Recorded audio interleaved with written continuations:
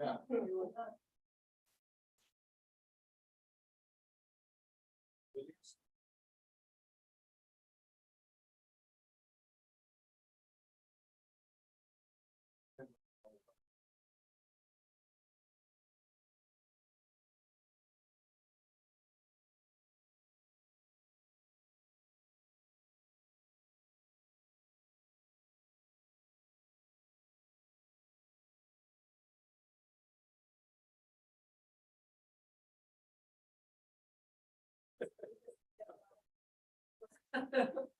Experience.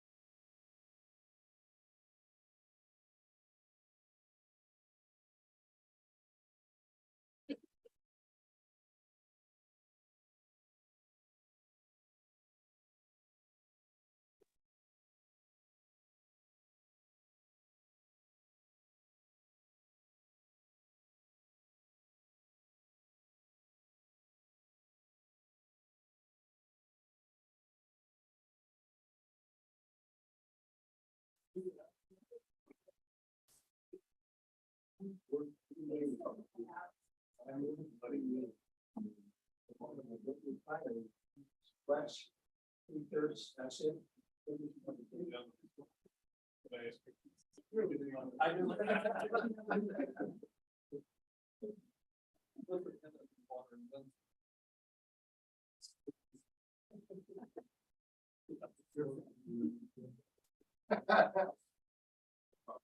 Oh. Yeah.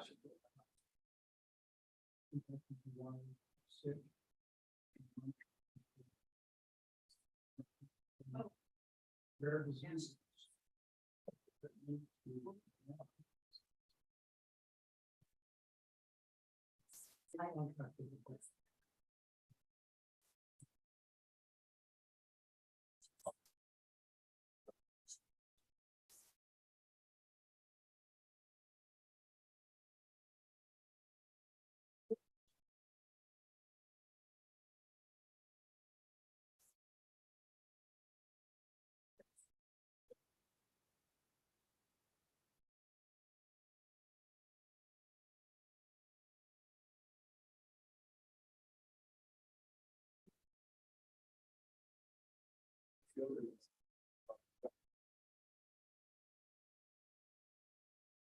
Less than anything.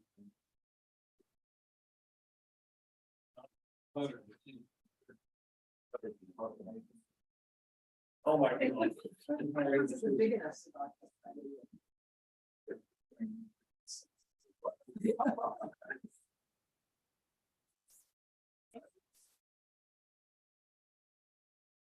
And we put some.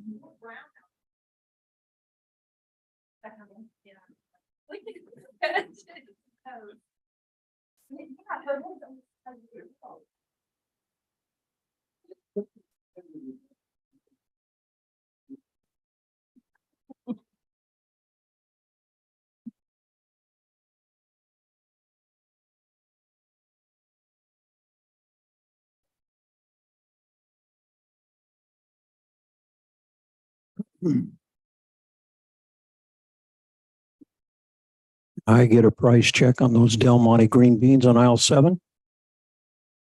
All right.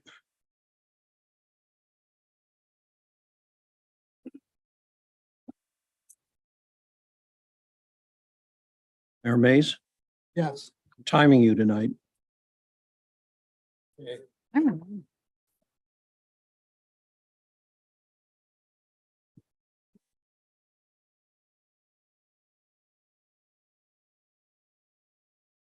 Matthew, how the heck are you? All right, Rich, how are you?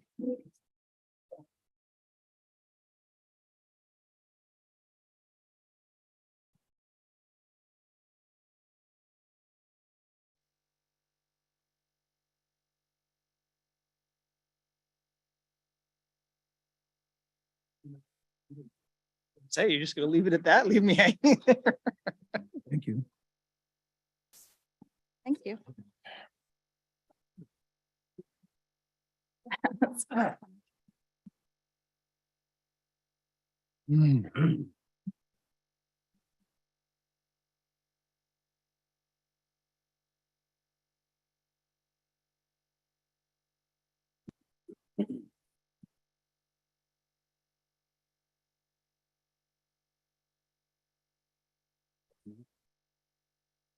He said he was gonna be. Ron? He's gonna I got ride. the- I got 8 tickets. Right. I don't know. Oh, yeah, yeah, yeah. Okay. Cities. Yeah, do you want me Not gonna have- that's council meetings.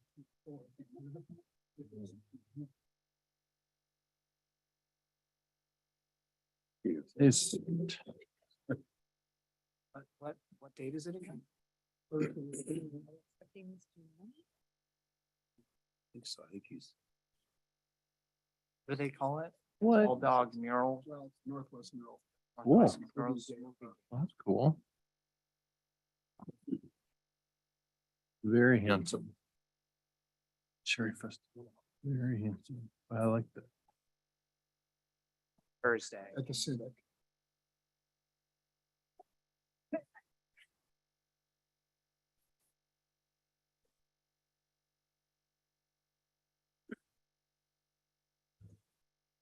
You and Charlie, you kind of. Same time. You wouldn't feel anyone either. Hey, Jonathan, how the heck are you?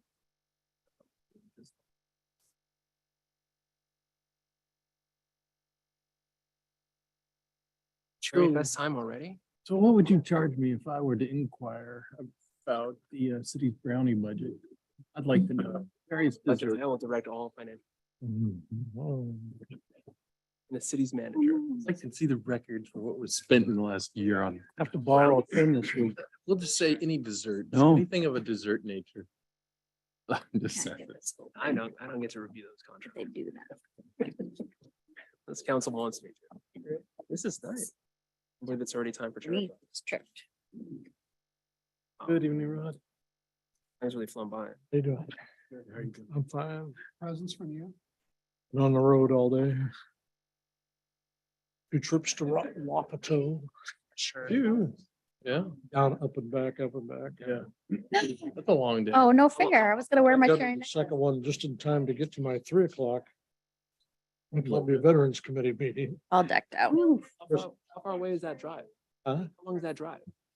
My house, 95 miles, For September, our trip to DC. my place. The Ones were 90 to Dellsport, 90 back, 90 to Dellsport. Yeah. 40. Sure. A lot of work being done, Now. All I had was a the necklace. equipment.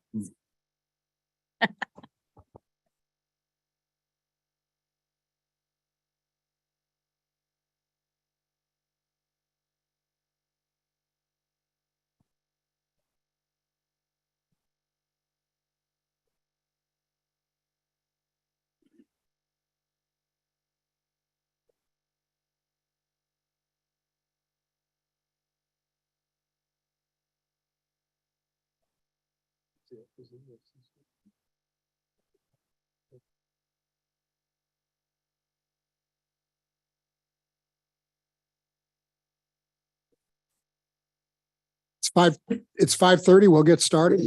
Buddy, to the April 10th, 2023 City Council regular meeting. And I'd like at this point to ask the city clerk to please call the roll. Counselor Runyon, Present. Counselor Richardson. Present. Counselor Randall, Present. Counselor Long, Present. Counselor McLaughlin, Present. Mayor Mays. Present. Item 3 is the Pledge of Allegiance. I'd like to ask Counselor Darcy Long to lead us in the pledge.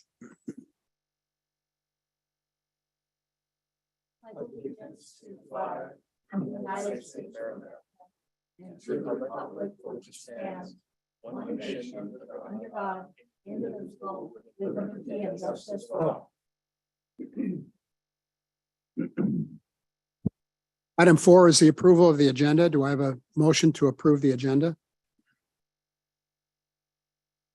Mr. Mayor, I would like to separate the consent agenda into two parts because I wasn't here for the last meeting, so I need to vote, or I want to abstain on the minutes.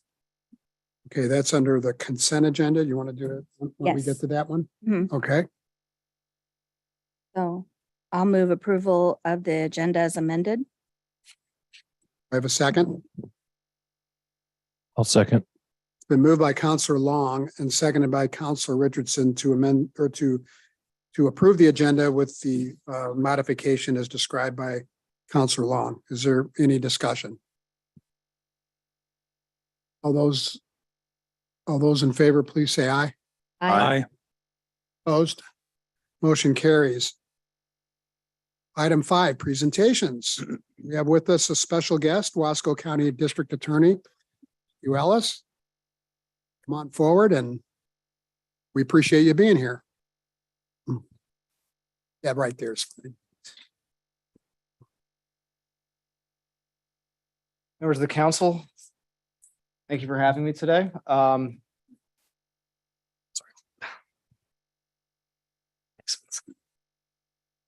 I have been in office as the Wasco County District Attorney now for just slightly over 2 years.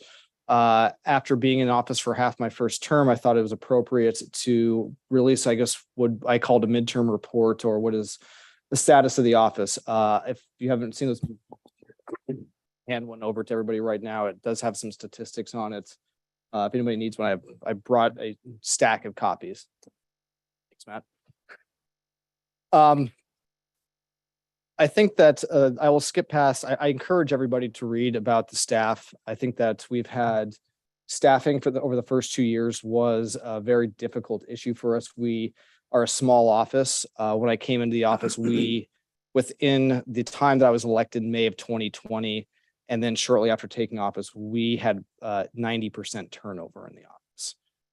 But since then, we've managed to hire new attorneys, new legal secretaries, new victim advocates, to the point now where we have 11 full staff members. And it was a rough ride at the beginning, but I think at this point we have resolved some of those issues to get to the point where we have full staff. So that is now, and I'm very proud of the staff that we have right now. So I encourage everybody to look through those first few pages and read a little bit about the staff that we have, because we have a very engaged, very competent staff that the county and the city, quite frankly, should be very proud of. What's interesting is that when it comes to the case trends, and so we use a software system called Prosecutor by Carpel. It is a system that I inherited. Most of the district attorney's offices in the state use this. It's a system that is, I would say, it's very good, but it's only as good as the information that we put into it. So that meaning that how we describe case types, or how we classify cases, the information we put about victims, where crimes occur, or how we dispose of crimes, it all comes from what we put in there. So over this past year or so, we finally, with coming out of the pandemic, we were able to send both my office manager and my victim advocate to the Carpel conference, which is held yearly in St. Louis. I sent this year, they just got back. I sent my office manager, one of my attorneys, and my victim advocate there again. And we've managed to figure out how to run statistics. So some of the statistics that you see on that chart, we had to figure that out on the fly. And unfortunately, some of those statistics weren't quite kept as well as I would have liked before I took office. So the things that were on there prior to 2021 may not exactly be accurate, but they're as accurate as I could make them, going back and trying to recheck things. So with that being said, I was able to take a look through at how many cases are referred to us. When I say case referrals, these are police reports we get from all the major law enforcement agencies, that being the Dallas City Police, the Wasco County Sheriff's Office, OSP, and Intertribe.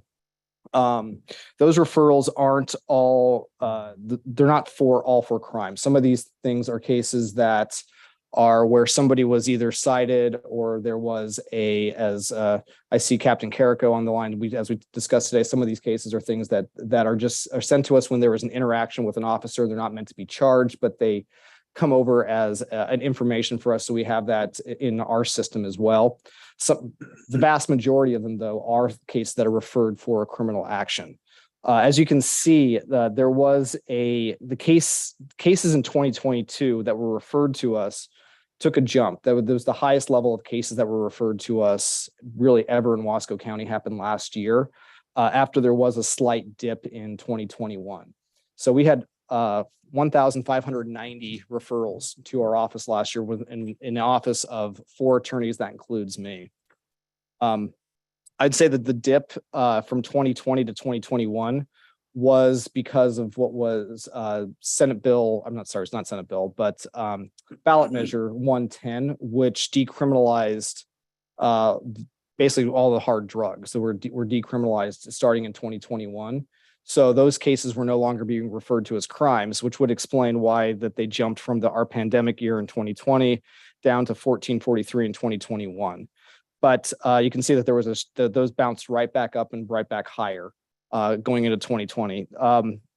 Looking at the case that were filed, so the below there on page 3, the case that were filed with the court, that's the number of actual cases, not charges, but cases that were filed with the Wasco County Circuit Court. So it's last year was the highest number of cases that we've ever filed. It was the first time that Wasco County has actually filed more than 1,000 cases with the circuit court.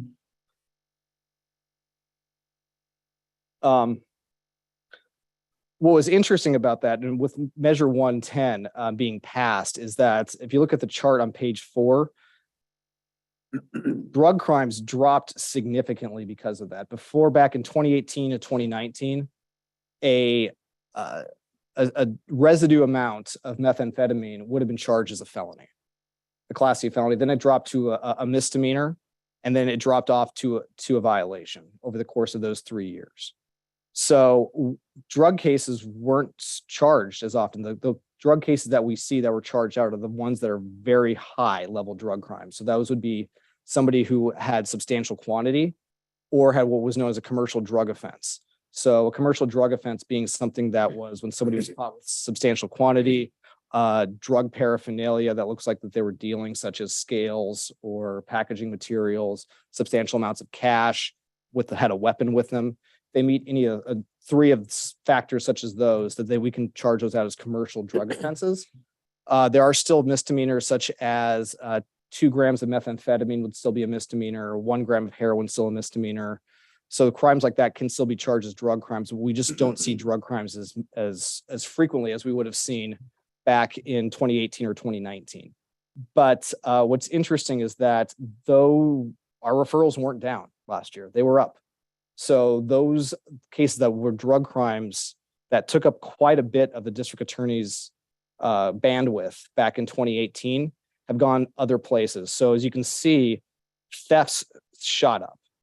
I didn't put that in here, but I was so interested in why the stark difference between how many thefts we'd issued in 2022 versus 2018.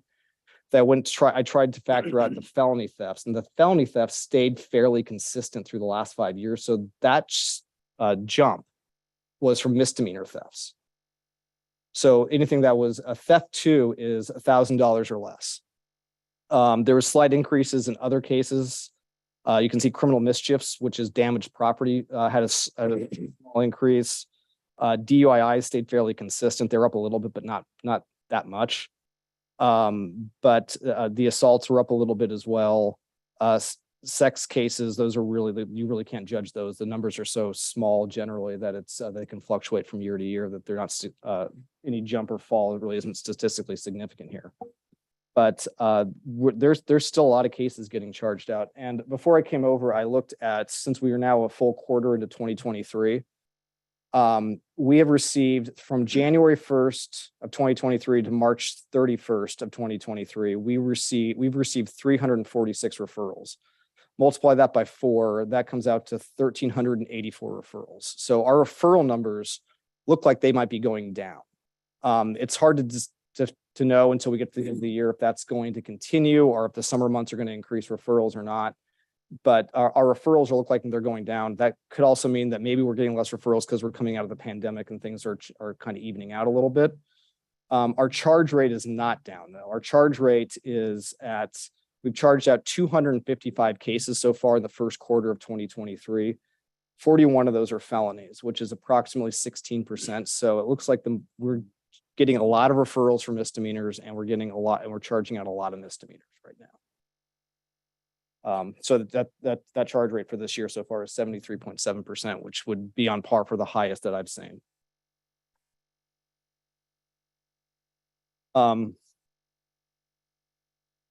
The Department of Corrections intake. So with cases there are cases that will be that are the high level felony cases or where somebody has a criminal history that could be presumptive prison intake, which is based on what Oregon has a sentencing grid. And what it does, A, B, C felonies really don't matter much anymore for Oregon purposes. What matters is what each particular crime's criminal score is. So you look at when you look at somebody getting sentenced as a felony, you look at what their criminal history is like and versus what each particular crime's criminal score is. So for instance, I just mentioned drug crimes. A commercial drug possession would be a level 8, which is fairly high. Criminal scores go from the seriousness scores go from 1 to 11. So that is just below the highest level person felonies, whereas a substantial quantity drug crime would be a 6. Things like a traffic crime, like somebody's eluding the police, is only a 2, which means anybody who gets caught attempting to elude as a felony, no matter what your criminal history score is, that is what's known as presumptive probation, not presumptive prison. So anybody that's on a presumptive probation grid block is looking at either just Norcore time or being on probation for when they're convicted of that crime. Anybody who's on a presumptive prison one is looking at either a DOC sentence or looking at what's known as a downward departure, which means that they would go be on probation for 3 to 5 years and they could avoid a prison sentence if they can handle themselves on probation. But if it gets revoked, they could still wind up getting a DOC sentence at the end of it. We had our DOC sentences. We had 24 DOC intakes in 2021, 22 in 2022, which those numbers are fairly in line with other counties in Oregon as far as what their numbers are versus populations. So there was nothing unusual about that. We were actually a little bit higher than other counties such as Union or Tillamook County based on our populations and as other similar situated counties. But because our county populations are small enough, those numbers, 1 or 2 big crimes will fluctuate those numbers significantly. So all that being said, like our office as the district attorney's office is a reactive office. Our office doesn't see something until a crime or a harm has already occurred, and then we handle that afterwards. What we've tried to do to try to be a little bit more proactive is create these specialty courts. And when I came into office in 2021, we had 1 person in 1 specialty court. We had a family dependency court, which was run by Judge Stauffer, who is now retired at the beginning of this year. That specialty court was when I first moved out here as a defense attorney, was for what was known as women of childbearing age who had addiction issues and were in the specialty court to try to help to keep their child not be in DHS custodies, but they also spilled over to criminal matters. We had 1 person in that court. There was a Wasco County drug court, but it had completely fallen off and had nobody in it. And I couldn't even recommend anybody when we started it. The only way to get that drug court back was to have cooperation with Hood River. When Kerry Rasmussen, over the Hood River district attorney, took office at the same time that I did, we had conversations about that, and with Judge Austri from Hood River, who was handling that court. And that particular court was reestablished in a new version called a treatment court, which combined the old Wasco County drug court and the Hood River DUII court. So that court right now, we are proud to say, is full. That is, Judge Austria has capped that at 12 people. That specialty court is now for people that have whose criminal behavior is based on addiction issues. And most of those people that are in that specialty court are trying to avoid either lengthy jail sentences from a felony DUI or property crimes that come from addiction issues, or potential even those downward departures on Department of Corrections sentences. So Wasco County currently has 7 people in that court, and Judge Austria said there's just too much capacity because it's just taking up too much time from the courts, which we're happy to do. But if we start pushing those numbers over 20, which we could potentially do, it would take the court's time. I would suggest that that court happens on Thursday mornings down in the basement of the courthouse. We do staffing at 8:45 for Wasco County. Judge Austria has been kind enough to go back and forth where one week she'll sit in Hood River, the next week she'll sit in Wasco County. But it takes up the entire morning on Thursday mornings to get through everybody who's on that in that court, just to see how they're doing, making sure they're making all their treatment appointments, making sure they're making all their counseling sessions, checking in with the probation office, making sure they're taking the UAs. It's a highly intense court for people, and it's not just an easy out to avoid a prison sentence, because it is a tough year, and for people that do actually graduate that class, sometimes if they have slip ups, it will take them more than a year to graduate. So it functions as intensive probation and outpatient treatment. We also have a mental health court, which was created with Carrie Rasmussen over in Hood River and Judge Olson.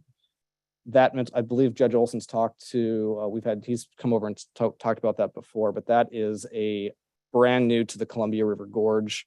We've never had a mental health court. It is for individuals whose criminal behavior is based on mental health issues. I'm very proud to say just less than 2 weeks ago, we had our first graduate who was a Wasco County case. This woman she had been slashing people's tires when she was having a mental health crisis. She spent some time at the state hospital in Eastern Washington. We resolved her criminal mischief case with having to pay a substantial amount of restitution based on that behavior. She made it through the mental health court. She was living at the pallet shelter, and she just graduated, and she's now in the place where she is stable, has medication, counselors that she can see, and she does not require the court supervision anymore. So we were pretty proud of that. That court takes place on Thursday afternoons. Again, I would encourage everybody to come take a look at it one of these days. It's Judge Olson's very patient with people, and it usually keeps me at the courthouse past 5 o'clock on Thursdays. So we don't have family dependency court right now. That is going to come back with Judge Wolf. That court is going to come back as it's going to be for people who have what are known as dependency cases. So their children are either in the care of DHS or in the threat of being removed by DHS. And that specialty court is going to be to help people with any parents who have to try to basically become parents again and not have state involvement with their children. If there is any overlap with the criminal system, I've talked to Judge Wolf about this. We will try to resolve criminal cases if there's an overlap between a dependency case and a criminal case, so we can make sure that we have this court up and functioning, because these are very important tools that we can use to be a bit more proactive to prevent recidivism with people who are finding themselves caught up in the webs of the criminal justice system.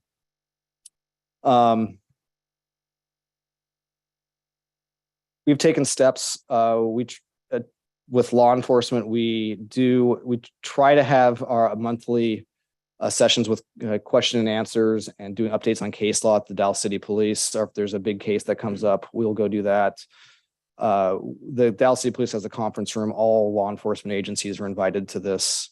We usually do them at noon. After speaking with Captain Carrico, it seems like it might be better for us to start doing those during when there's a shift change, so we can have more officers show up, so we can speak about any issues we've seen with reports, things we want a little bit different, review statutes, new case law. It's constantly changing. Particularly, there's one case now that makes it a lot harder to charge delivery of controlled substances, because without an actual evidence of a delivery, we can't charge that anymore. We can only charge possession unless we actually have an evidence or somebody testifying that I witnessed this hand-to-hand delivery with controlled substances. So if somebody gets pulled over and has a pound of meth in the back car, a gun, and packaging materials, and a log of all their customers, we can charge attempted delivery or a commercial possession on something like that, but we cannot charge delivery of a controlled substance. So that's those are the types of cases that we have to review with. We want to make sure that law enforcement's up to date on. If we have some new policies that we've that all our policies are posted on our website. I encourage people to go onto the website. We have them all in PDF forms. We're looking at for future planning on staffing. I know that my victim advocate, James Barber, who is he's been integral to the office. He's a disabled vet. He has got our grants back in order. They were a mess when I took over with the office. But we're making sure that we're going to keep those grants we have for victim advocacy. And he thinks that he can help use that grant money to help with a restitution clerk, which would be essential. Restitution can be very difficult for victims because we have timelines on those types of cases. When the case is resolved and we don't have all our restitution numbers, it's 90 days, not only for us to get restitution numbers to the court, but also ensure that there's enough time if the defendant objects to restitution to have that hearing held. And sometimes we don't have the capacity to constantly remind victims like, hey, we need these numbers or we're going to lose this and you're going to have to go civil to get your restitution. And given the amount of cases that we charged out over 1,000 cases last year. Having 2 people in that victim advocacy office, sometimes it would be nice just to have that restitution clerk just to handle that individually. So we are looking into getting a part-time restitution clerk. And we've explored the option of possibly having an in-house investigator. I've looked right now, my budget can probably afford a in-house investigator for a half-time for a year. That's all I have in my budget, excess in my budget right now. We've inquired with if we can get that position approved to splitting it halftime with my office and either halftime with the Hood River District Attorney's office or halftime with the Sheriff's office to help with their discovery backlog as well. As well.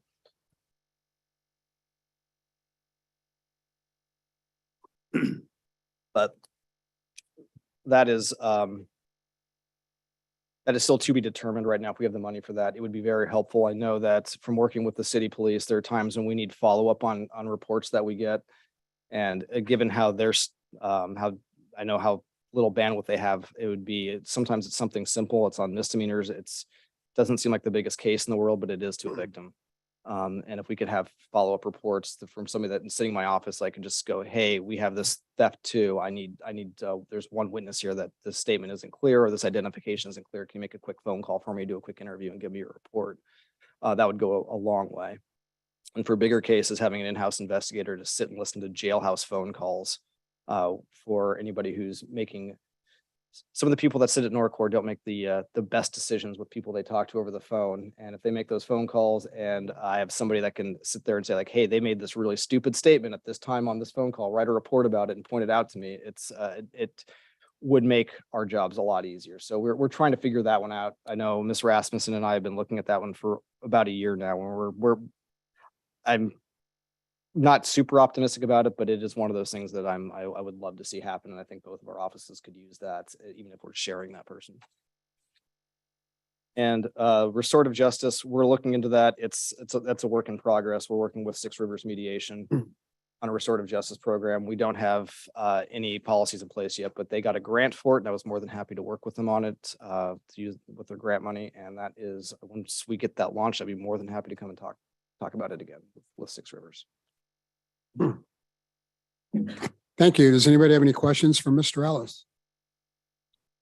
Counselor McLaughlin. In your matrix, it has contempt. What does contempt mean? The court is not following a court order. So the vast I see. majority, so contempt is not a crime. Contempt is contempt. It's not a crime. It's a civil matter that has punitive consequences. So most of the contempts that you see in there is when somebody violates a restraining order. So if somebody gets a stalking order or a family protection order, like against a spouse or a significant other, And that restraining order gets violated, they get hit with a contempt for that. So it's something that we can charge out, but it's not considered a crime, but it does come with either jail time or fines. Clarifies that. As council president, the safety and well-being of our city is always my primary concern. Along with our police department, you and your office play perhaps the most significant role in safeguarding this community from criminal harm. In your report to the council, you stated, it is clear that the criminally issued property crimes have increased over the course of the last 3 years. Thefts, criminal mischief, burglaries, and unauthorized use of vehicles cases have been filed at a significantly higher frequency in the past 2 to 3 years. How can this city better assist your office to reduce this growing trend? That's a good question. I wish I had a very specific answer to that. I do have some ideas. One of the things I mentioned at our town hall last week was that I get a lot of phone calls, or my staff gets a lot of phone calls about people making anonymous tips. I can pass on anonymous tips to law enforcement, but I can't use anonymous tips as evidence. We need witnesses. When somebody sees a crime, reports a crime, they need to be ready to help us out besides just being anonymous. I know that can be hard for some people, but I definitely would ask leaders of our community to encourage witnesses that if you see a crime, you report it, and by all means, help our office prosecute those crimes by being ready to testify and come to court on those types of crimes so we can actually prosecute them, because we do lose cases when we don't have witnesses, or witnesses change statements, or we have anonymous tips that we just can't use as evidence because that becomes hearsay. One of the other things that I would like to have a discussion about is, as I mentioned earlier, this in-house investigator. Right now, the city does give our office, I believe it's a little over $80,000 a year to help finance the crimes that we prosecute that come from the city. Those misdemeanor thefts are primarily from the city, and we do have follow-up. I talked to one of my attorneys before I came over here, and she'd seen at least 20 cases that do require follow-up. $80,000 is, we appreciate it. It definitely helps our budget. It helps fund a position, but $80,000 does not fund an attorney position. It barely funds a staff position. If the city would be interested in opening a dialogue about helping fund a in-house investigator, that would be greatly beneficial to my office. Thank you. One more. Sure. I understand you and a minority of your colleagues in the other counties have opposed Measure 11, which Oregon voters overwhelmingly enacted in 1994. Please clarify your position so that I, along with many other residents of the Dalles, can better understand your position. Why do you oppose minimum mandatory sentencing for violent crimes? So that's a very good question. Thank you for that. I did bring a sentencing grid. I'd be happy to talk with anybody, or go get lunch, get coffee with it, and show sentencing, because Oregon sentencing is complicated. When Measure 11 was passed, that was which was now 30 years ago. That was during a time of a lot of tough, quote unquote, tough on crime enactments across the country. Since that has passed, we have learned that states that didn't pass those types of mandatory minimums versus states that did pass those types of mandatory minimums, there has not been a statistical proof that actually has reduced crime. It's just increased jail population. That's not my problem with Measure 11. My biggest problem with Measure 11 is that Measure 11 is not a charging issue. As you can see from my report, we charged 40 crimes that fall under Measure 11 last year. So my problem with Measure 11 is that it is a ceiling and it is a floor. It's for instance, somebody who's charged with robbery in the first degree is 90 months. It's a ceiling and a floor. Doesn't matter the criminal history, doesn't matter their background, it doesn't matter the significance or what happened with that particular crime. It's just, if you get convicted of that is 90 months. And that is and charging Measure 11 and sentencing at Measure 11 is solely at the prosecutor's discretion. The judge can't go around that. If somebody gets convicted of robbery 1, the judge has to order that, does not have a choice. The defense attorney can't argue around that. They don't have a choice. There are a couple of Measure 11 crimes that there are an escape clause, but they're very specific and usually require the consent of the district attorney unless the judge can make very specific findings that are quite frankly difficult to make. And those are what's known as a tier 2 Measure 11 crimes, which would be assault to sex abuse in the first degree, robbery in the second degree. My personal problem with Measure 11 is that those it does not give us the opportunity to have a spectrum of potential sentences based on the circumstances around the crime, the victim's wishes, and the individual. It basically takes away all that ability. I guess the question is, do you think that district attorneys and prosecutors should be sentencing people or judges should be sentencing people? Because if you think judges should be sentencing people, then we shouldn't like Measure 11, because that takes all that authority away from the judges. And when I talk to victims, what a lot of them don't realize when it comes to Measure 11 is that when you ask them, well, with this person's going to go away for 70, 90, over 100 months on these very serious crimes, how would you like to see them spend their time while they're in DOC custody? And the answer overwhelmingly is like, well, I want to see them get programmed so this doesn't happen again when they get out. Measure 11 also takes that away. It gives you a hard release date no matter what you do in prison. You can be the worst guy in the world in prison, have just be the nastiest inmate, do absolutely nothing to better yourself, get 90-month sentence, you're getting 90 months. You could be somebody that goes in there, tries the best to atone for their crime, gets a college degree, starts preaching the gospel in prison, comes out ready and is ready to be a better person. They get 90-month Measure 11 sentence, they're doing those 90 months. So it takes away every incentive for anybody to do programming, to try to get the education, to try to get work, ability to have a vocational training while they're in prison. It takes away all the incentives for that. And it's with it being such a black and white, no up, no down, no discretion with judges. I don't think it really accomplishes any purpose, but just putting people in prison and not giving incentives to do anything better. Mr. Mayor? May I ask a question? Yeah, is that a follow-up or? You're just following up on. Yeah, go ahead. Is that Yeah. right? Hmm? So you mentioned if our council or anybody who's listening would like to give judges the authority to impose sentences, and that Measure 11 might remove that discretion. Is that generally the consensus of one of the things that you were just saying? Yes, again, it depends on the Measure 11 crime. So I mentioned robbery 1. There's Sure. no discretion in robbery 1. Right. And so you mentioned that if someone would like judges to make the decision with respect to how long a criminal sentence should be upon a conviction, then we should generally oppose Measure 11. We should oppose that. What we should do is so this sentencing grid that I brought with me, I'd be happy to talk with anybody about it later.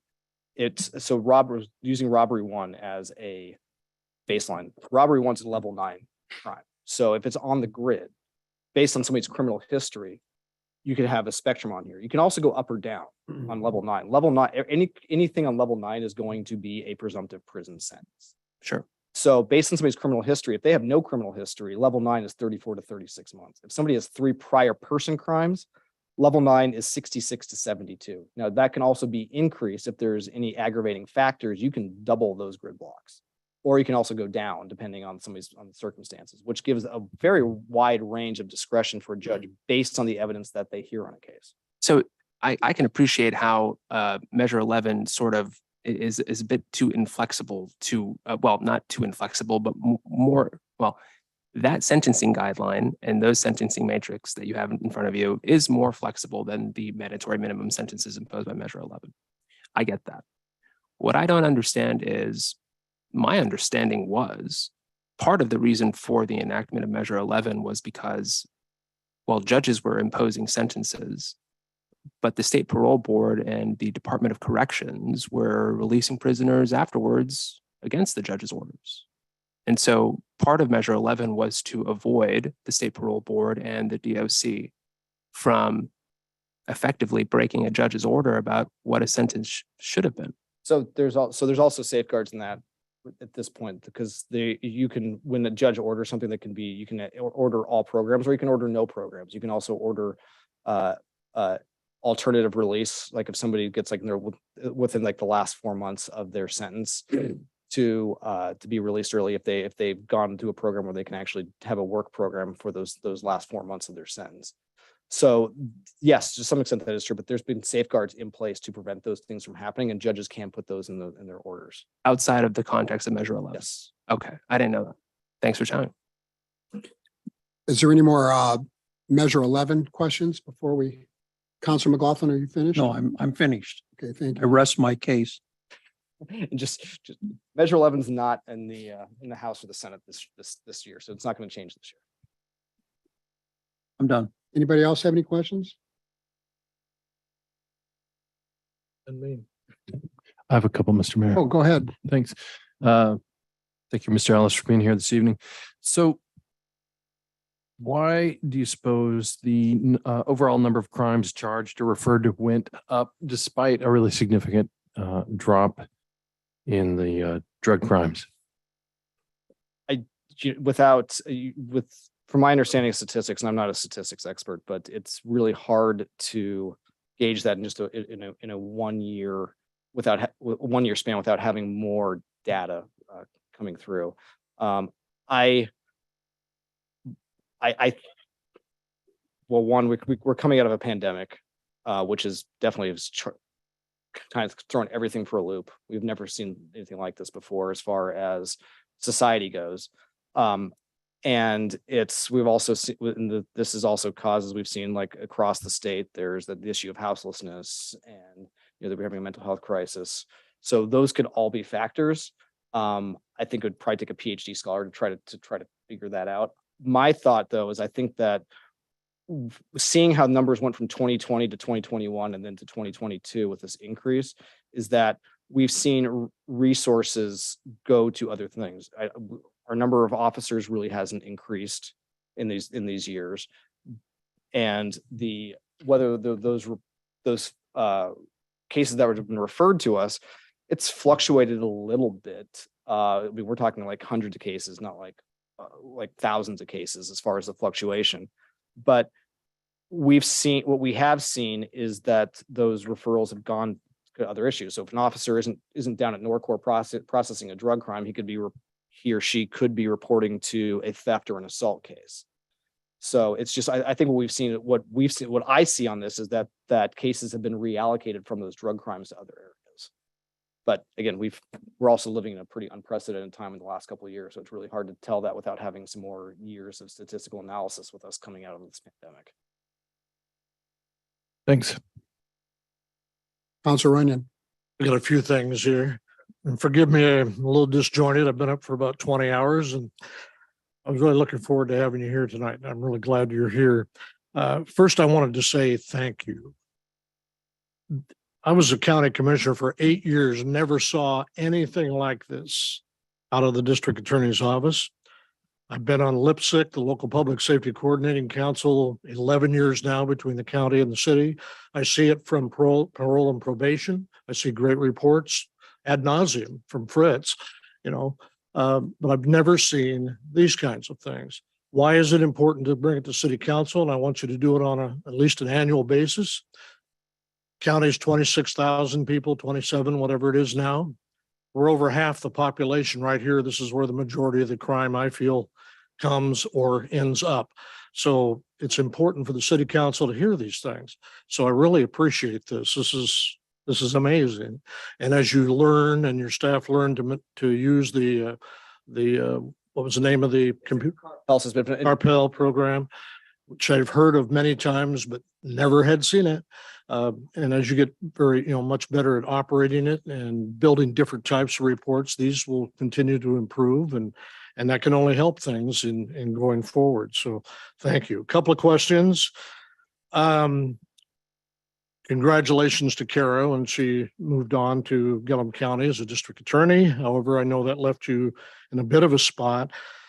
It says here that she's maintaining a role as a special deputy DA with Wasco County. Is this a projected short-term, long-term? What are we looking at?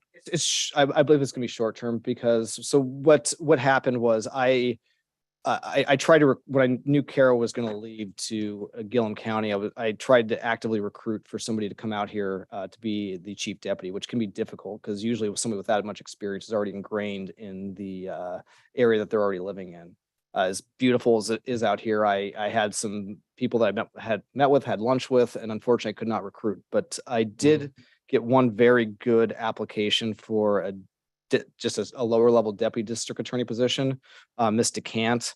And after interviewing her, I really, really wanted to hire her. And she I didn't have anybody that could rise that level of being a chief deputy that I felt comfortable with.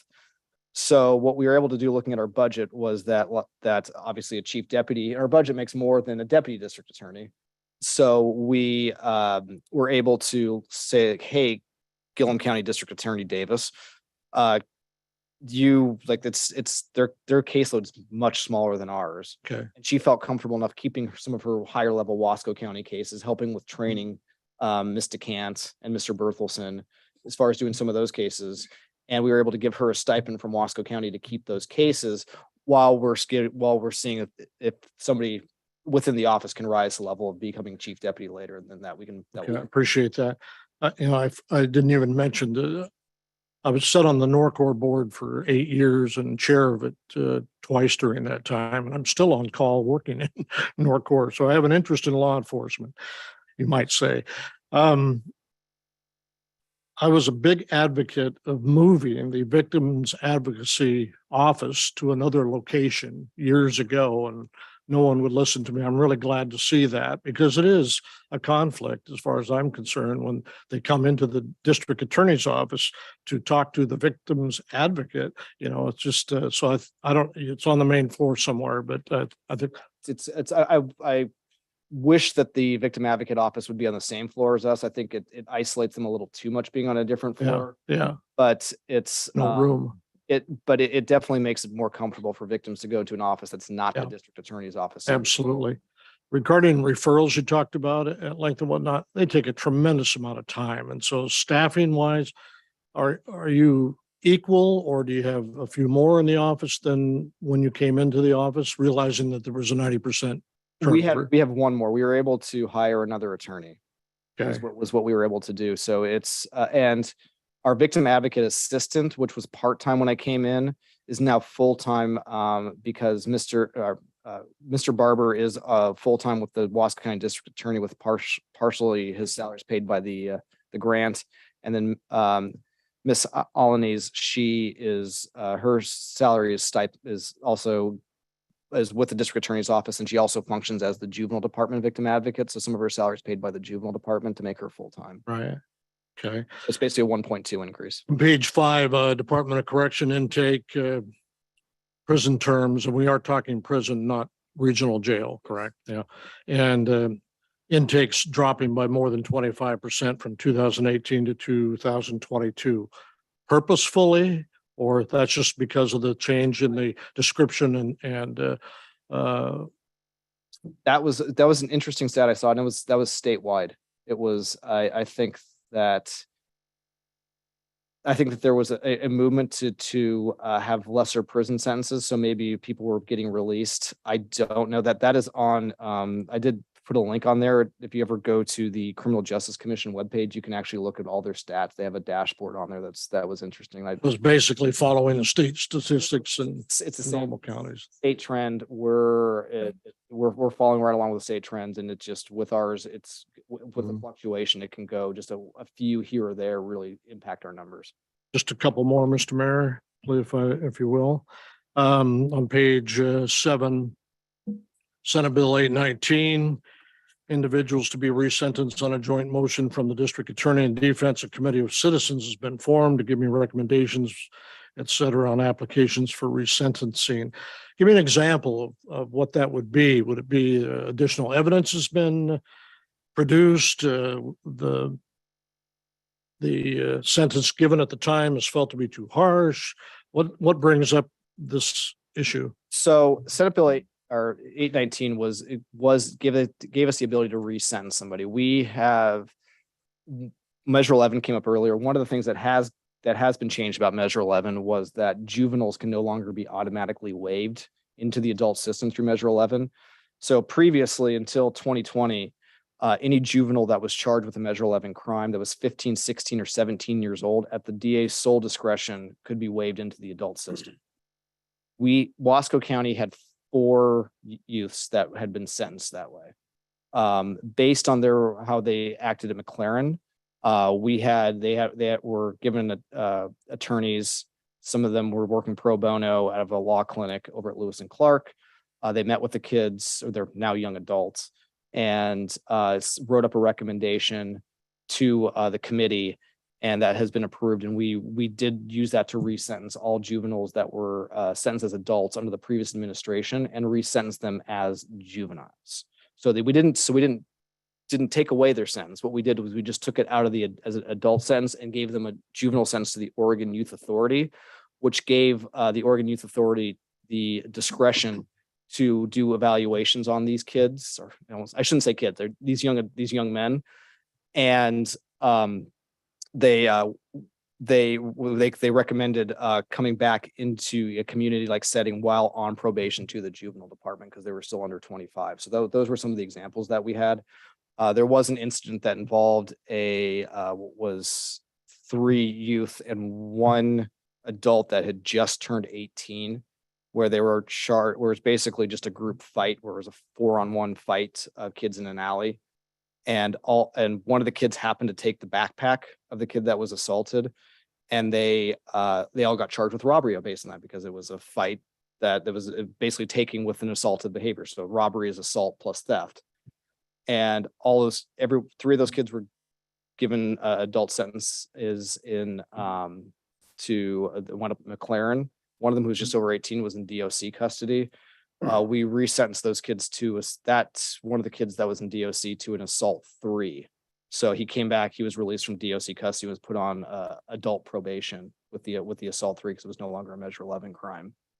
So those are some of the things we do. And I take the committee very seriously. Just for a follow-up with the committee. My committee consists of a retired police officer, a retired probation officer, a retired defense attorney, the mother of whose son was a victim of pretty nasty shooting.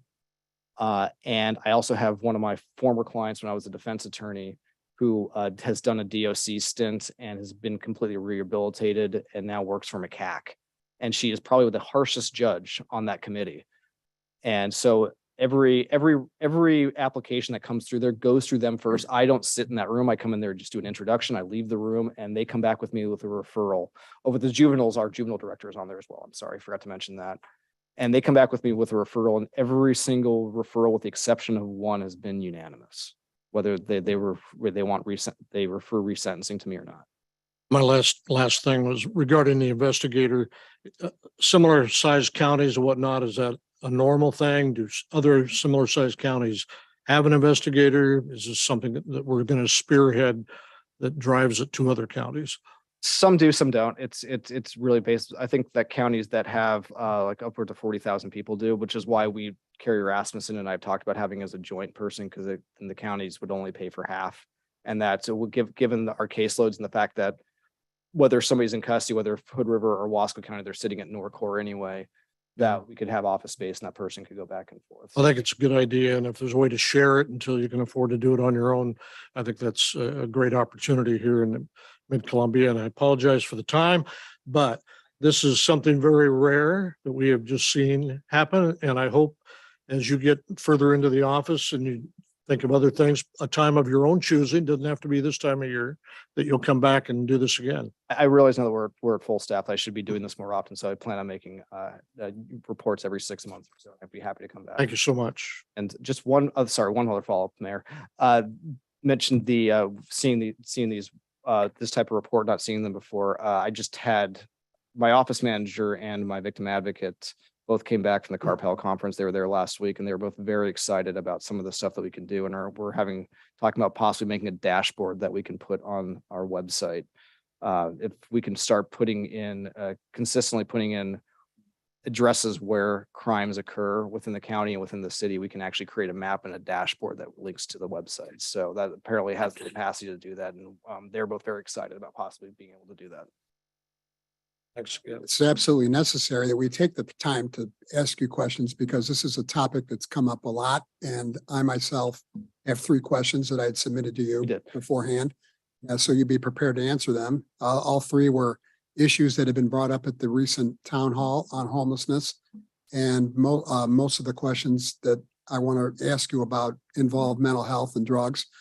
But you did, I did have another question that I didn't ask you in advance because it's something you had said in your report that I wanted to follow up on. You have on page 4, you have a list of all the crimes, and then you have a separate on page 5 for the mental health crimes. It seems to me it'd be very difficult to separate mental health crimes from the other crimes that are on page 5 or 4. So How do you characterize a mental health crime as opposed to the rest of this? Yeah. So every trespass and disorderly conduct is not a mental health crime, but those are the 2 that we quite frequently see when somebody is having a mental health crisis or is somebody who's perpetually having law enforcement contact for minor incidents. Are these two crimes are the ones that just pop up all the time. Criminal mischief might get thrown in there a little bit, but that one, it's not the frequent one because a trespass 2 is a class C misdemeanor. Disorderly conduct in the 2nd degree is a class C misdemeanor. They're both very low level crimes, but you can see like it takes up a lot of bandwidth out of my office. When we charged with disorderly conduct and trespass over 200 cases last year with those 2 charges combined, and they are that is the lowest misdemeanor we have are those crimes. So I thought it was relevant just to point that out that these are the trends that we are seeing with these cases. That it has gone down a little bit since 2020 and 2021, which was encouraging to see that there was a slight decrease in those, but it was worth pointing out that those 2 low level misdemeanors we see quite frequently, and usually those are the cases that have assault that are most frequently associated with mental health. Okay, the 3 issues that came up at the town hall. The first one is what effect does Senate Bill 48 have on Norcor releases? And thank you for submitting that early because I was able to print off Judge Austrey's order on Senate Bill 48, and I have a couple copies I can leave here. Okay. So Senate Bill 48 was, I guess I'll take a step back on that. Release can be a little bit complicated. It is an 8th Amendment issue. When somebody has not been convicted of any crime yet, they're entitled to bail. The only time that somebody is not entitled to bail is if it's a murder, which we have not seen any. When we have to go through a full hearing, a judge has to make a decision whether this person cannot be released on any amount of bail. We have not seen one of those cases until just recently. So we have one coming up for the first time since I've taken office.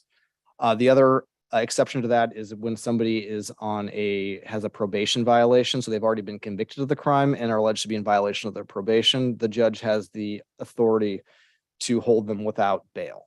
So those are the 2 exceptions that we frequently see. Actually, only one exception we frequently see is a probation violation. So what Senate Bill 48 did was to get conformity on release. It gave a criteria of how the sheriffs and the courts handle release. So when somebody's arrested on a crime, if they're taken to Norcor, they get a bail amount. If they post that bail, we don't see the case until they're already out, and we're charging it. And Norcor will give them a release date to appear later out of custody at the courthouse. It gets sent to my office. We charge it out, and we arraign them out of custody. If somebody is if the sheriff authorizes release or they fall under the criteria in Senate Bill 48, they were released before our office even sees reports.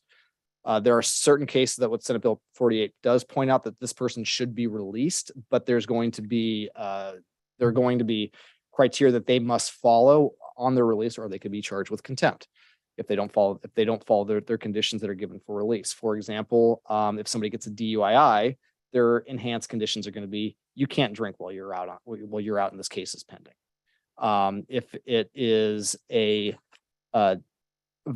misdemeanor that's a violent offense, then you have no contact with this person.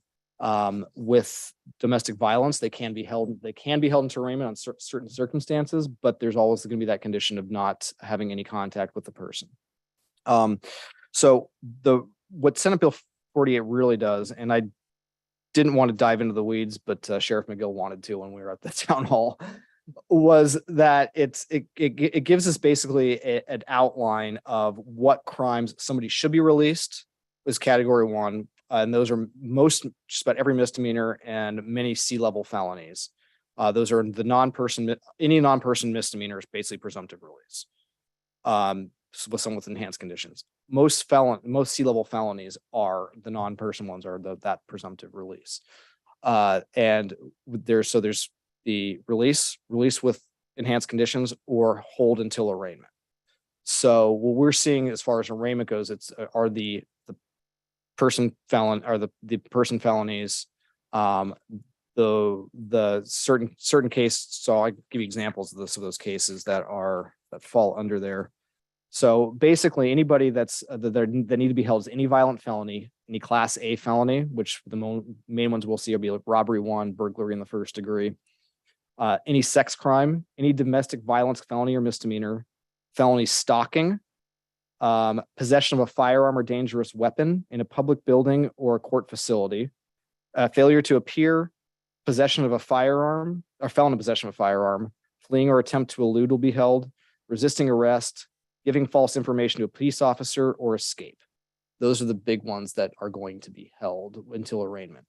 The other crimes that don't fall into those categories, they can be held if there's circumstances such as a history of failing to appear in court, history of failing to obey court orders, or a substantial likelihood that they're going to commit new crimes because they have such a history that they've committed numerous crimes in their past.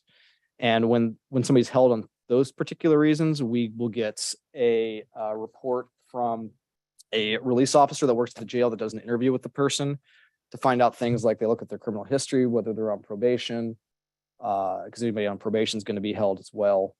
If they're on probation, what the probation officer recommends, whether they have any community ties, whether they have how they're going to get back to court, what the likelihood is they're going to appear if they have a job they might lose if they're being held. So it's just an outline that creates a more robust directive of how we need to handle it. I'm a little hesitant to go too much into the weeds because this is Judge Austrey's order, and I'm sure any of the judges would probably be happy to come talk to anybody about it. But I don't really want to step on a judge's toes by going too much into of this without giving a 10,000-foot view of Senate Bill 48. Second one was, we heard a lot about mentally ill Mhm. And drugs. And the frustration with not being able to force people into treatment. So the question is there any way to force drug addicted and mentally ill, quote unquote, individuals into drug or mental health treatment? Yes and no. Again, my office is reactive. So being proactive for somebody who's not charged with a crime, there's nothing my office can do about it. When somebody hits that criminal behavior, I can't force anybody to do anything. I can give what we frequently do when somebody who is looking at they've committed multiple crimes and they're looking at being held in NORCOR for a substantial amount of time, or they've hit the level where they are going to be looking at a potential Department of Corrections sentence. I've myself have given offers where it's like, well, here, find yourself an inpatient treatment bed because you're going to be a high level person as far as treatment needs, or you can get approved to go in the mental health court or the treatment court. And as I'm one of the members of that court, I can't just say like, I agree for you to be in there because the team in those courts needs to vote somebody in there. So if you get approved for it, here's the offer. If you don't want this offer, here's the offer to either go to DOC custody, do a bunch of jail time.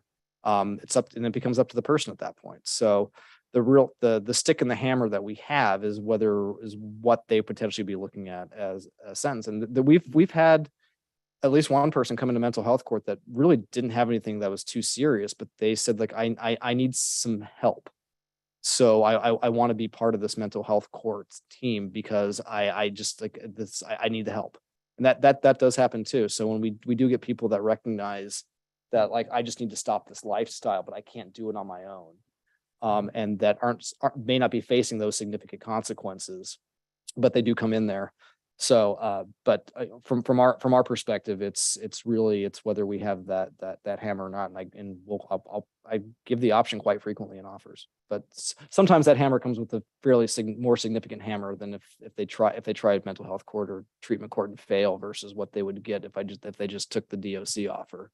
So it's asking defendants to be a little self-aware sometimes. Last question is something you talked about again at the town hall.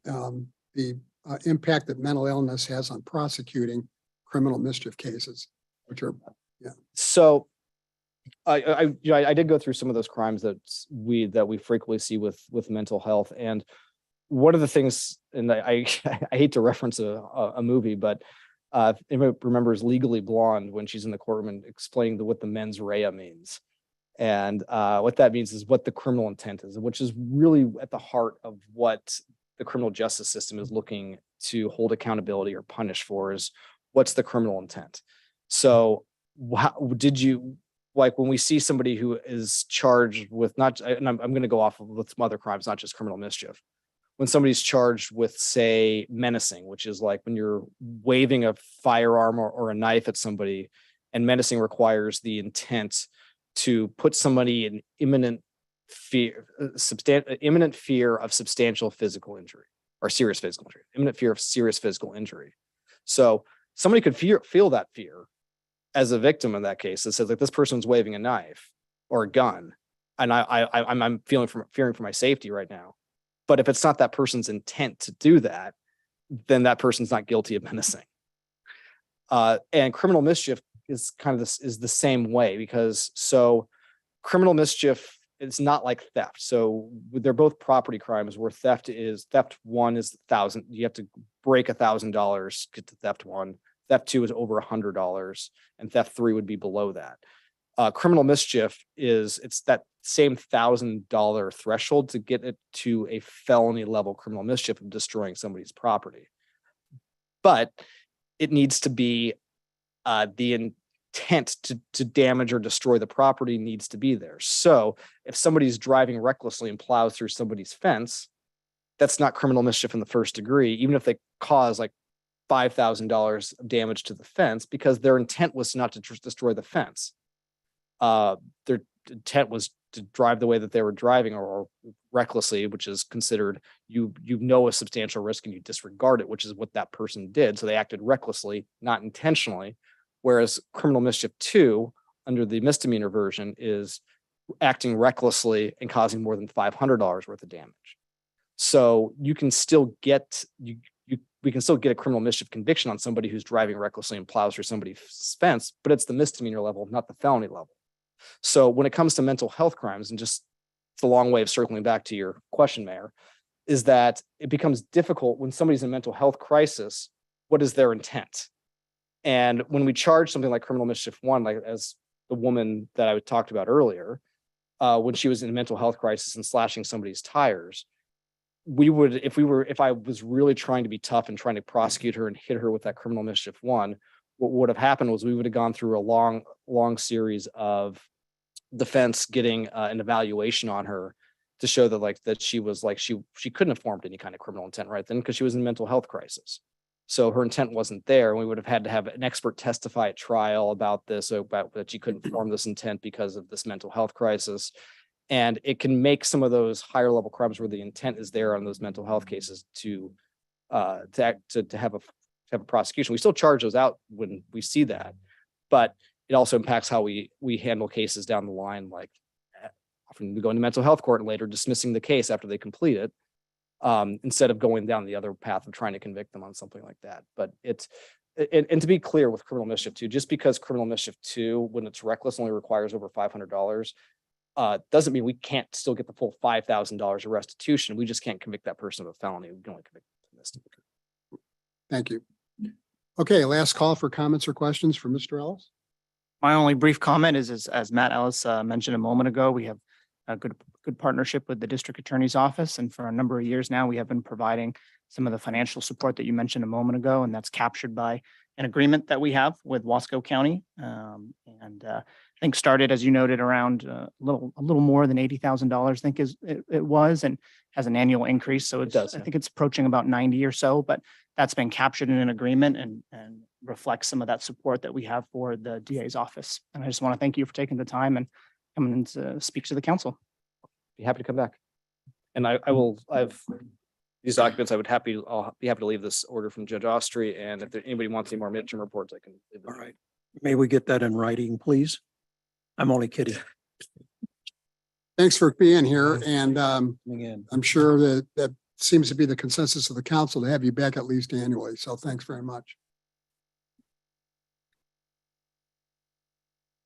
Okay, item 6 is audience participation. During this portion of the meeting, anyone may speak on any subject which does not later appear on the agenda. Up to 5 minutes per person will be allowed. Citizens are encouraged to ask questions with the understanding that the city can either answer the question tonight or refer that question to the appropriate staff member who will get back to you within a reasonable amount of time. If a response by the city is requested, the speaker will be referred to the city manager for further action. The issue may appear on a future meeting agenda for city council deliberation. Is there anyone in the audience who would like to address the city council for up to 5 minutes? Ms. Farquharson.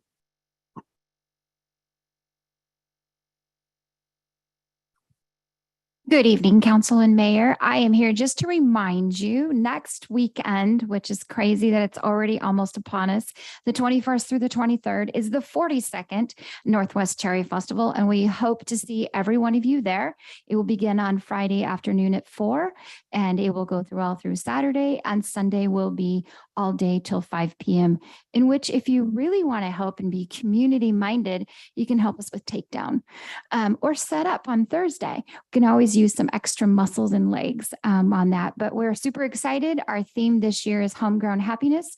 Think back to the 50s. We are going to have some music that is going to go back to the 50s a little bit, and decor is all that. So think soda fountains, ice cream sundaes, and rock and roll music with some great classic cars. So that is what we're doing. If you have any questions, you can call our office. If you want to volunteer, we'll gladly put your name down, and we have a huge schedule that can accommodate you for an hour or more.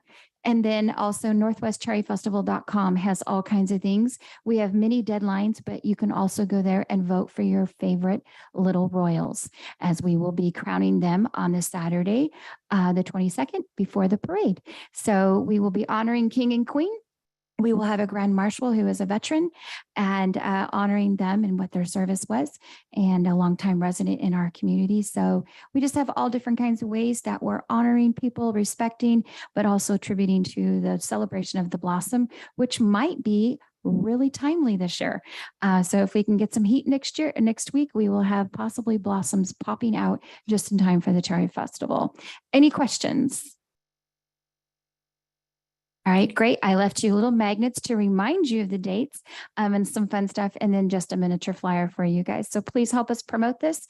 We're reaching outward and trying to bring some visitors in. A lot of our businesses depend on this, and we will have a very full market and a community fair going all weekend long.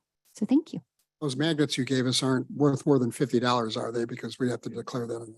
No, I would say about $4.89 right there. Thank you. You're good. Anybody else like to address the city council for up to 5 minutes? Anybody on Zoom who would like to address the city council? Okay, thank you very much. I'd like to ask. Oh, yeah. Could you identify yourself with your address, please? Yeah, my name is Darcy. I'm from the Dalles, and I'd like to know about this migrant housing that you're going to be building over on Chenoweth Loop. The city is not involved with that project, and if there is anyone that is going to be building any housing over there, it would be the Mid-Columbia Community Action Council. So I would recommend you get a hold of them.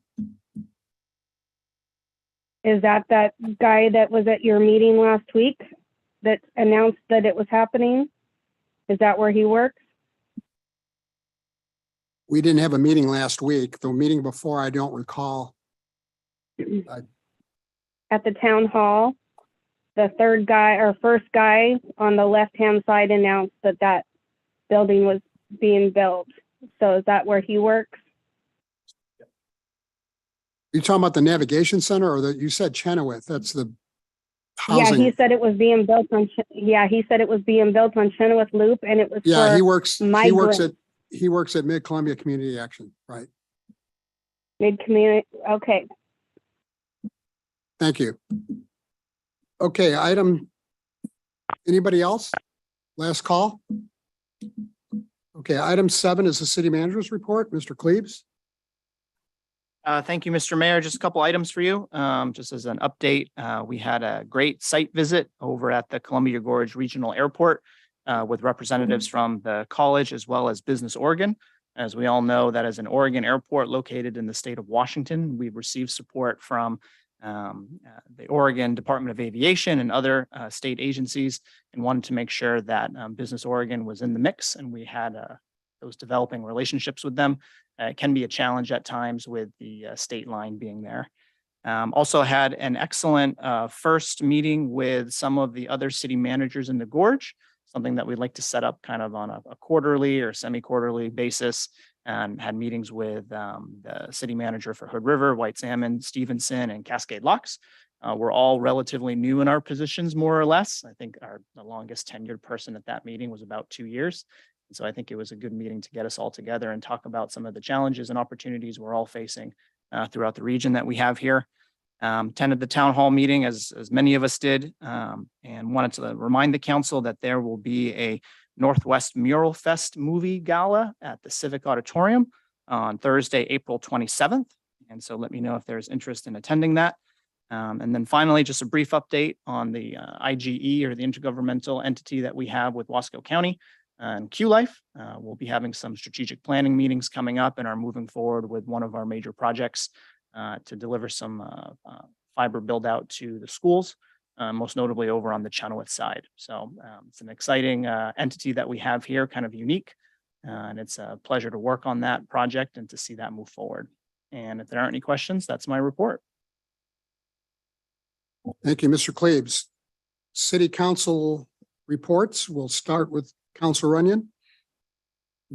Just as it happens, the local public safety coordinating council meeting was held on April 4th at Norcor Juvenile. And most of it had to do with parole and probation and working on some grant activity for that department, as well as some changes at Norcor.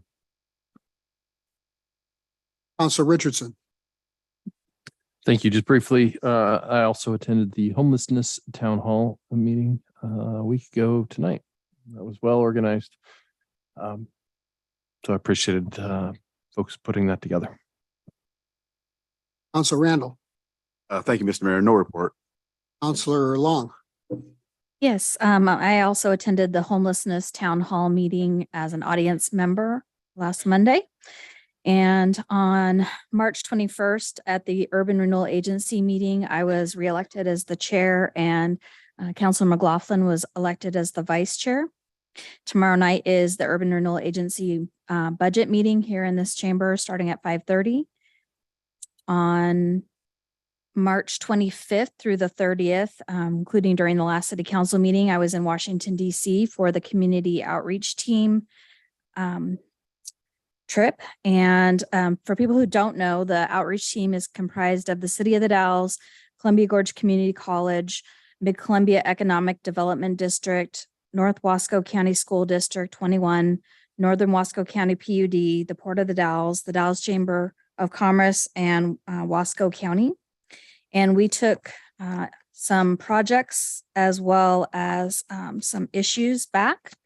And this year we chose as our main focus the Aviation Maintenance Technician Training Program, Columbia Gorge Career Techs Jobs Investment, Port of the Dalles Industrial Land Acquisition, Q-Life Co-location Facility for Disaster Recovery, Wasco County Kramer Field Redevelopment Project. And as policies, we had the Bi-State Brownfield Coalition Assessment Grant, Columbia Gorge Early Learning Center, Federal Forest Fire Fuels Reduction for improved watershed management, payment in lieu of taxes and secure rural schools, and the U.S. Economic Development Administration support. And I'll provide a list for the minutes, but if anyone has questions on those particular things, they can reach out to me or other members of the outreach team. We did meet again on April 7th to do a debrief, and We'll be following up on some of the things that we learned. It was very productive. We had we had at least 10 meetings during that time that we were back there. Got some good leads. And then I also met with Director Chandler for the Urban Renewal Agency. We had a one-on-one preparing for our upcoming meeting. Thank you. Counselor McLaughlin. Well, I've been meeting with countless constituents and having meetings on the subject of homelessness. I did attend the town hall via Zoom. I will be attending the League of Oregon City conference at the end of this month. And the airport commission meeting is coming up soon, I think next Friday. I hope it keeps changing. All right. That's my report. Thank you. As far as my report goes, I met with the Nate Stice, who is just recently reappointed by the new governor to his post with Regional Solutions. April 1st, I introduced Senator Ron Wyden at a town hall at the Dalles High School. On April 3rd, I attended a student assembly at Dry Hollow School celebrating community stewardship. On April 4th, I met with our city manager about a variety of issues. And on April 7th, I met with our finance director regarding the budget and personnel issues. As far as I want to remind city council people, if you haven't turned in your ethics, I mentioned ethics before, but your ethics report is due on April 15th. So I'd encourage everybody to meet that deadline because they are pretty strict. It's been mentioned that the League of Oregon Cities is having their spring conference in Seaside at the end of April. And on April 24th, we have a city council meeting. I've been talking with the city staff and making sure that we're still going to be okay because 4 of us are going to be gone at that meeting and we'll have to zoom in, and we have every intention of going through with the meeting. And 4 of us will be zooming in to the best of our technical ability. And just want to make sure that everyone understands we're still going to have our meeting on the 24th. Okay. Councilor McLaughlin, you may have to fill in for the second part of that meeting because I have an Oregon Mayor's Association meeting at 7 o'clock. I will do that. Thank you. And that is my report.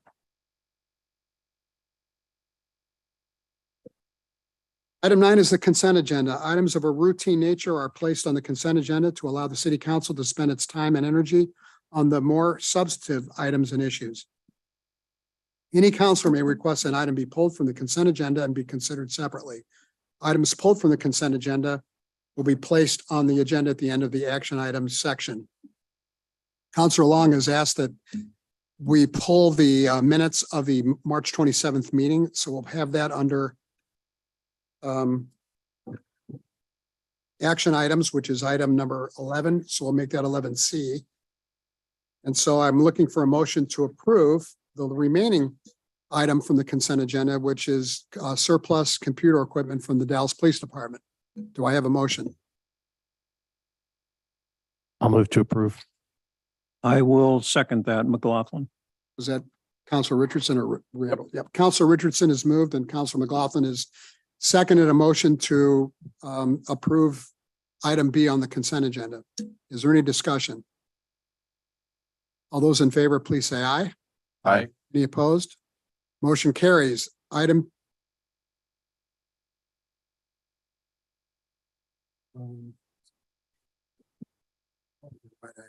I'm sorry. The city manager just reminded me that, as you all know, Foolishly, by the way. when you know the subject matter.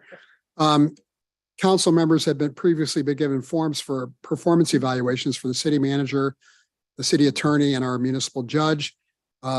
We need to schedule an executive session to make that happen. But before that, I'd like to convene meetings with all of you to discuss some issues related to those performance evaluations and that subject. So I'd like to ask each of you to please reach out and contact me to let me know when it's convenient for you to have that executive session.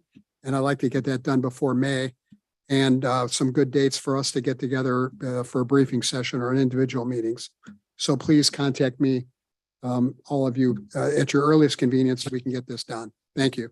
Mr. Mayor, would it be helpful if we had the city clerk send out a doodle poll for that meeting date? to For the help executive facilitate? session, yeah. I didn't want to burden her because I know she's taking double duty here, but since you insisted, yeah, thank you. I have full confidence in her abilities. Okay, anything else based on any reports? Okay, thanks for reminding me about that. Item 10A is a contract with a private company to re-roof the Wicks Filter Building. Mr. Anderson, our Director of Public Works. Honorable Mayor, members of council. The item before you is the award of the contract for the Wicks Filter Building re-roofing project Phase 2. Council may recall that we completed Phase 1 of this project in 2020. And then we advertised for the Phase 2 contract in 2022. However, the only bid that was received at that time exceeded the funds that were budgeted for the project. With the supplemental budget that the city council adopted in February 13th of this year, funds were reallocated for the project. We re-advertised it for bid. We got 2 bids this time, with the low bid being received from Rev Construction LLC in an amount of $132,800. This is the same company that did the Phase 1 work. And the bid this year was actually $11,500 less than the bid they submitted last year when we rejected the bids. As already mentioned, with the supplemental budget that was adopted in February of this year, there within Fund 53, the Water Reserve Fund, we allocated $200,000 for the project. So there are adequate funds available for this contract. And with that, it's staff's recommendation that City Council move to authorize the city manager to enter into contract with Rev Construction LLC in an amount not to exceed $132,800 for contract number 2023-00 2023, excuse me, -007, the Wicks Filter Building re-roof Phase 2 contract. Any questions for Mr. Anderson? Would anybody like to make a motion? Make a motion. I'll move to authorize the city manager to enter into contract with Rev Construction LLC in an amount not to exceed $132,800 for contract number 2023-007, the Wicks Filter Building re-roof Phase 2 contract. Is there a second? I'll second the motion. It's been moved by Counselor Long and seconded by Counselor Randall to enter into the contract with Rev Construction. Is there any more discussion? All those in favor, please say aye. Aye. Opposed? Motion carries. Thank you. Thank you. Item 11A is to consider a motion to adopt a non-union wage table for this coming fiscal year. Mr. Hunter.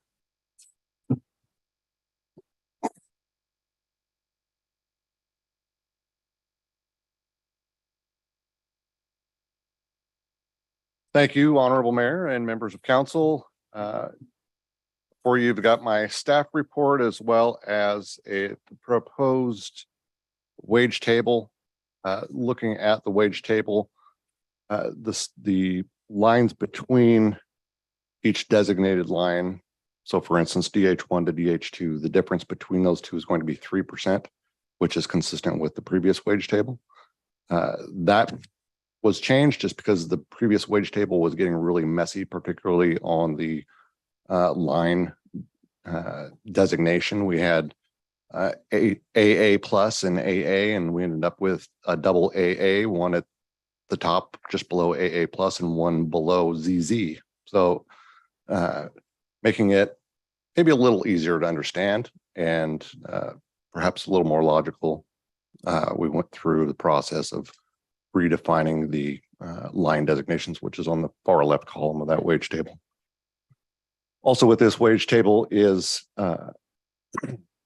compensation adjustment of 7%.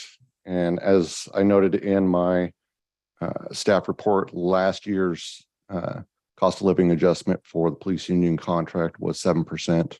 And we are currently in the process of negotiating with the SEIU for their upcoming contract, including a wage table.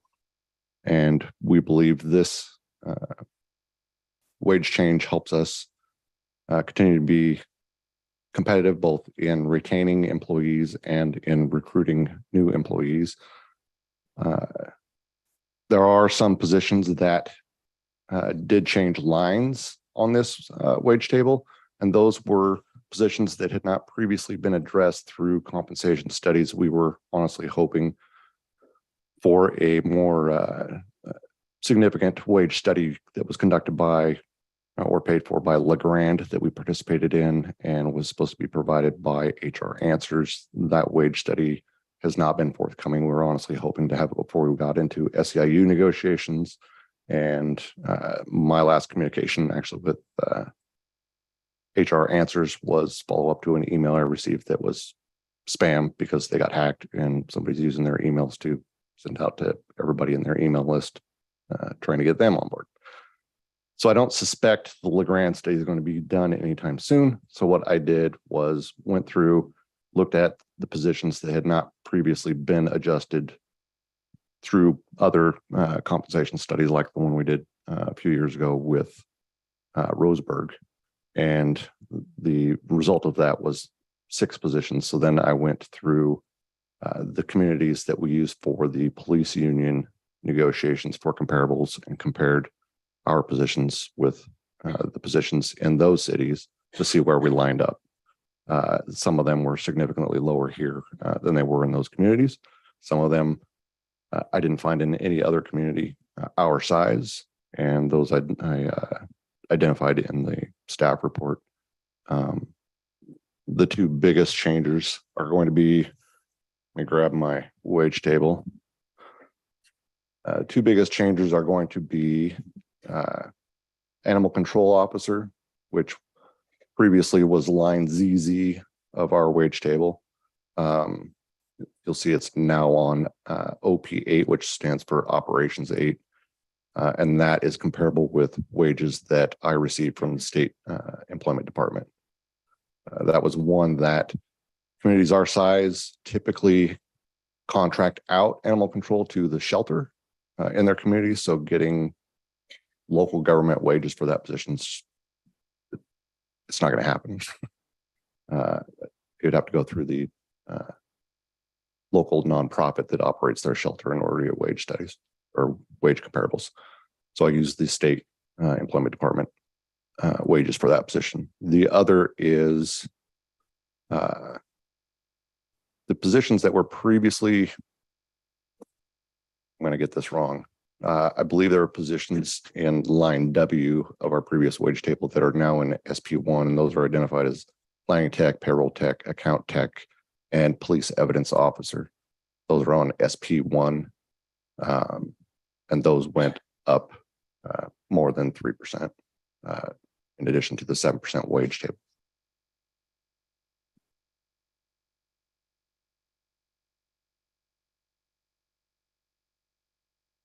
With that, I'll answer any questions. Any questions for Mr. Hunter? Have anything you'd like to add, Mr. Cleaves? Just to add, this was a collaborative effort with some of the department heads, as Mr. Hunter noted, and myself. Again, one of those cross-functional teams that we've employed previously to work on this and address some of the recruitment and retention challenges that we've been having. I think the only other component that Mr. Hunter and I have talked about is, a lot of our comparable communities and most communities across the state, across the country are probably going through their own efforts.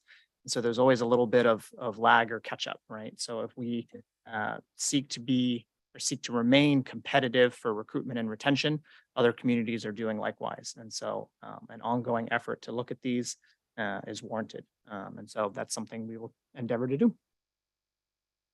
Thank you very much. Anybody else? Looking for a motion? Mr. Mays, I move to approve the fiscal year 2023-2024 non-union wage table as presented effective July 1st, 2023.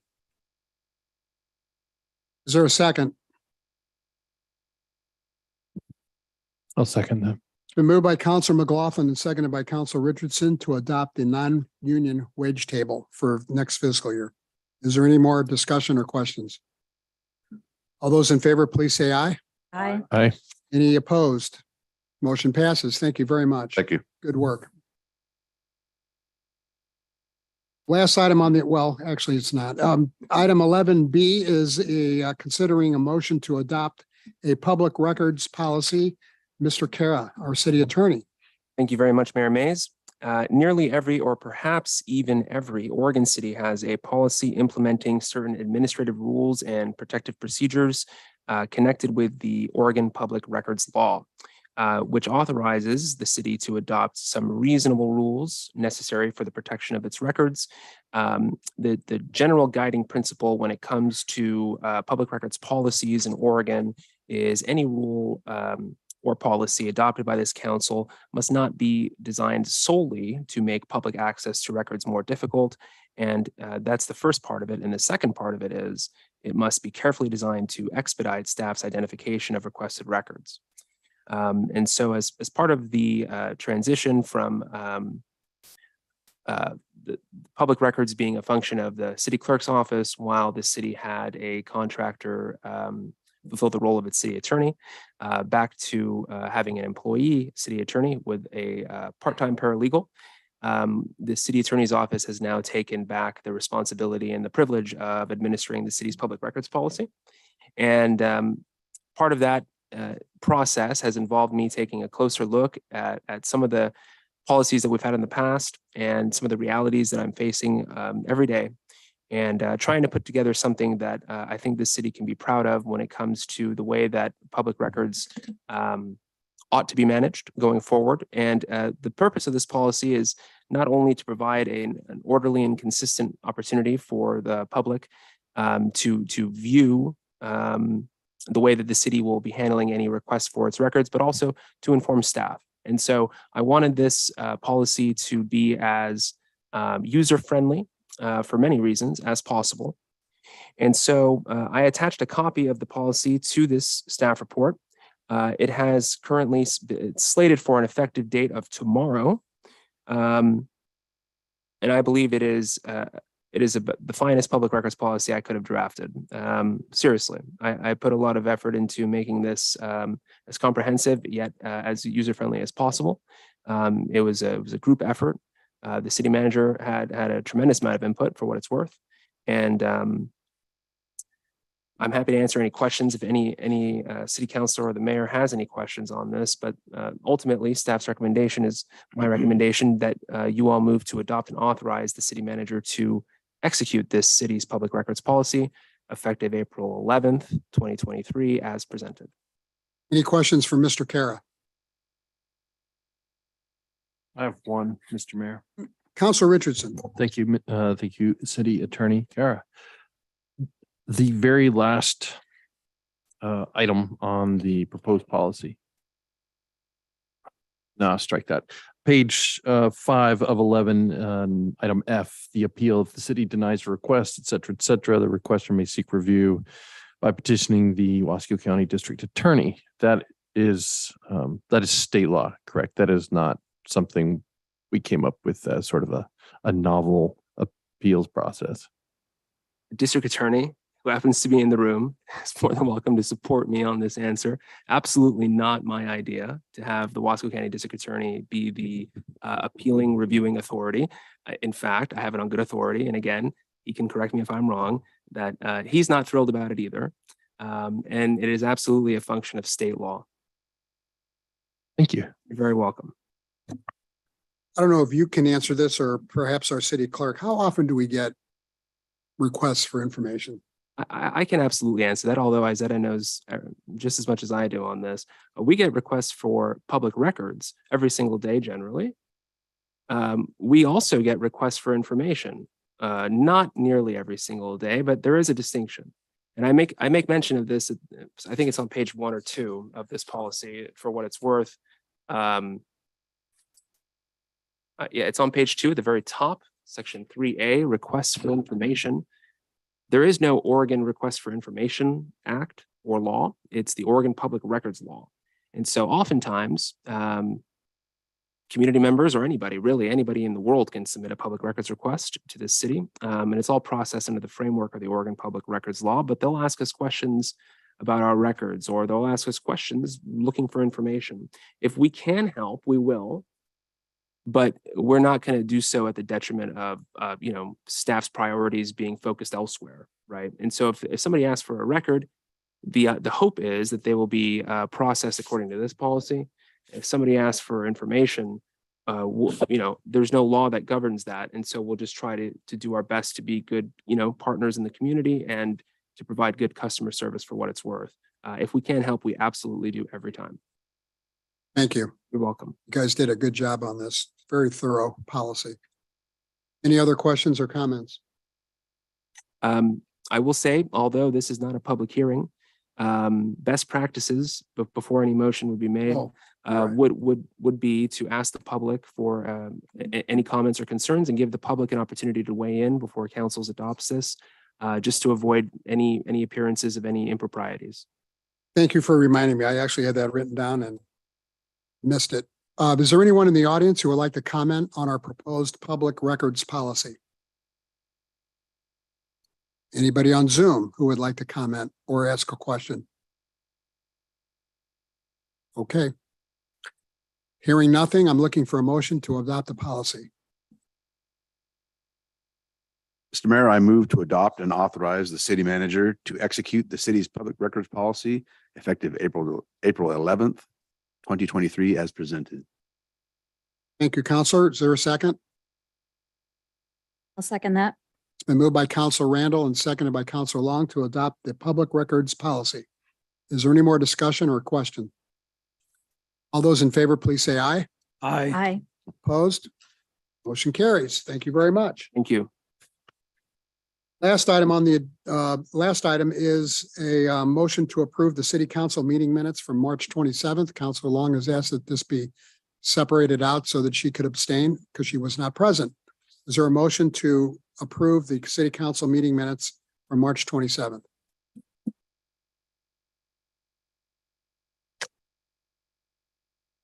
I move that we accept the minutes. And I'll second. McLaughlin will second. It's been moved by Counselor Richardson and seconded by Counselor McLaughlin to approve the council minutes from March 27th. Is there any discussion? Take a roll call vote, please.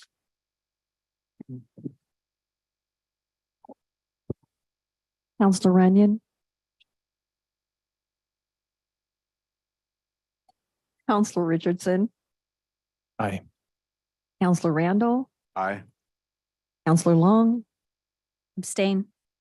State your purpose, your reason. Oh, because I was representing the city on the community outreach team and I was absent. Counselor McLaughlin. Yay. Yes. I approve. Great. Any other business to come before the city council? Hearing nothing, this meeting is adjourned. Thank you all very much for coming.